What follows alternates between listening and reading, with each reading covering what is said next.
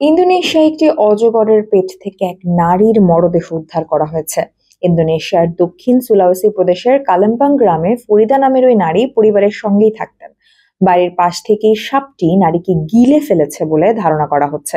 বৃহস্পতিবার 6 জুন রাতে এই ঘটনা ঘটে বলে জানিয়েছে এএফপি। প্রতিবেদনে বলা হয়, রাতে স্ত্রীকে বাড়িতে না পেয়ে চিন্তায় পড়ে গিয়েছিলেন স্বামী। তিনি ঘরের আশপাশে খোঁজা শুরু করেন। শুক্রবার সকালে তার স্বামী ও প্রতিবেশীরা পাশের এক জঙ্গলে একটি অজগর দেখতে পান। অজগরটির পেট অস্বাভাবিক বড় মনে হওয়ায় তারা সাপটির পেট কাটার সিদ্ধান্ত নেন। পেট কাটতেই বেরিয়ে আসে ফরিদার মরদেহ। সাপটি 5 মিটার লম্বা বলে জানা গেছে। অজগর কোনো মানুষকে সম্পূর্ণ গিলে ফেলার ঘটনা বেশ বিরলই বলা যায়। তবে গত কয়েক বছরে ইন্দোনেশিয়ায় বেশ কয়েকজনকে অজগরের গিলে ফেলার ঘটনা ঘটেছে। গত বছর ইন্দোনেশিয়ার দক্ষিণ-পূর্ব সুলাওয়েসি প্রদেশের তিনাঙ্গিয়া জেলায় একটি অজগর গ্রামের এক কৃষককে পেঁচিয়ে ধরে গিলতে শুরু করে। তখন বাসিন্দারা 8 মিটার লম্বা অজগরটিকে মেরে ফেলেন। তবে সেই কৃষক ততক্ষণেই মারা যান। 2018 সালেও 54 বছর বয়সী এক নারীকে 7 মিটার লম্বা এক অজগরের পেটে মৃত অবস্থায় পাওয়া গিয়েছিল।